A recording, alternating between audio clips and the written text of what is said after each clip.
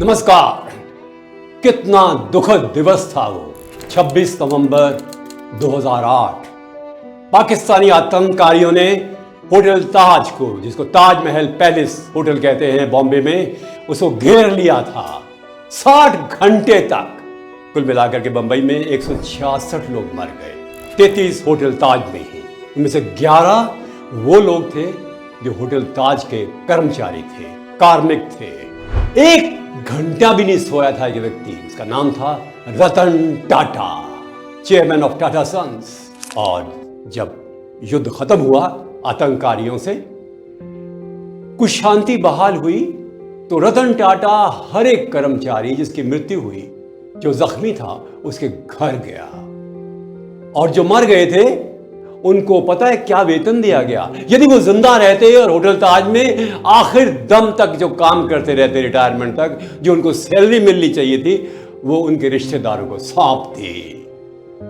और 21 महीनों के अंदर अंदर $1 बिलियन के साथ होटल ताज को फिर से खड़ा कर दिया। मानवीयता, करुणा, परानुभूति, सहानुभूति, प्रेम, त्याग, तपस्या, निस्वार्थ सेवा, इन गुणों का नाम था रतन टाटा, जिनके बारे में आज हम बात करने जा रहे हैं। आज हमारे बीच में वो नहीं हैं। तो याद रखिए, जब युधिष्ठिर ने प्रश्न किया था भीष्म पितामह से, मानव की आयु क्या होती है, भीष्म पितामह ने कहा जब तो उसको सम्मान से याद किया जाए वो जीवित रहता है।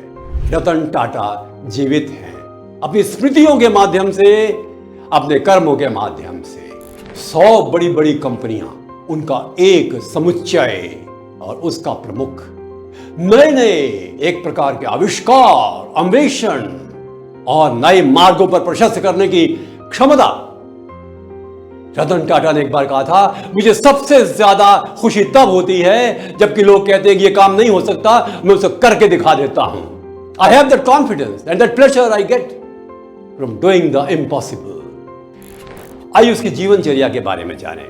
सवेरे 6 बजे बैठ जाते थे कुर्सी पर, हाथ से लिखते थे आज क्या क्या काम करना है, कौन सी मीटिंग्स करनी है, कौन से फोन करने हैं, ईमेल भेजनी है, बातचीत करनी है, नए कॉन्ट्रैक्ट, नए उद्योग, नई दिशाएं। 6:30 बजे या तो एक्सरसाइज करते थे या टीटो के साथ, टीटो और साथ में टैंगो, 2 उनके डॉग्स थे।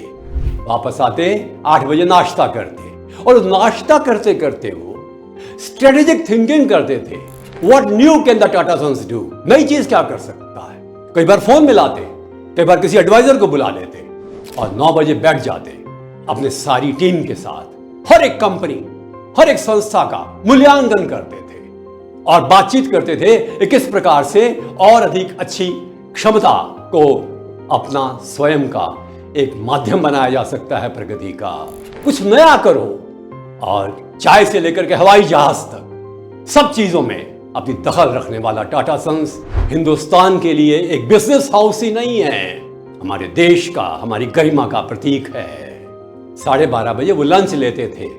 लंच किनके साथ? अकेले नहीं, टीम के साथ। हर एक से बात करते थे, और यही करीब 1 घंटा जो गुजरता था, उसमें सबसे बातचीत करके उनकी बात सुनने के साथ साथ उनकी समस्याओं का हल भी कर देते थे। He was a great listener. और फिर लंबी मीटिंग होती थी 2 से 4 बजे तक, और ये इनोवेशन मीटिंग थी।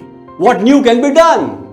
4 बजे जितनी भी सामाजिक संस्थाएं हैं टाटा सन्स की, उनका भ्रमण करते थे। पता है आपको हिंदुस्तान में सबसे पहला कैंसर हॉस्पिटल किसने बनाया? टाटा सन्स ने। Tata institute of social sciences. और साथ ही में शिक्षा के क्षेत्र में, स्वास्थ्य के क्षेत्र में, कुपोषण को दूर करने के लिए, और साथ ही में ग्रामीण विकास के लिए, स्वच्छ पानी के लिए अभियान चला रखा है और चलता रहता है। टाटा सन्स के लगभग 65% डिविडेंड समाज सेवा में जाता है। CSR से बहुत पहले से वो इतना अच्छा कार्य कर रहे थे। शाम को वो बैठते हैं 7 बजे म्यूजिक के साथ या किताबों के साथ, या हवाई जहाज उड़ाने चले जाते हैं। क्या आपको पता है कि पहला बॉम्बर F-16 जो हिंदुस्तान में आया था, वो किसने चलाया था? रतन टाटा ने, जिनके पास लाइसेंस था पायलट का शुरू से ही। एयर इंडिया भी वापस लेने का मुख्य रूप से यही कारण था कि मेरी संस्था थी, हमारी थी, JRD टाटा ने बनाई थी, और मैं इसको आगे बढ़ाऊंगा।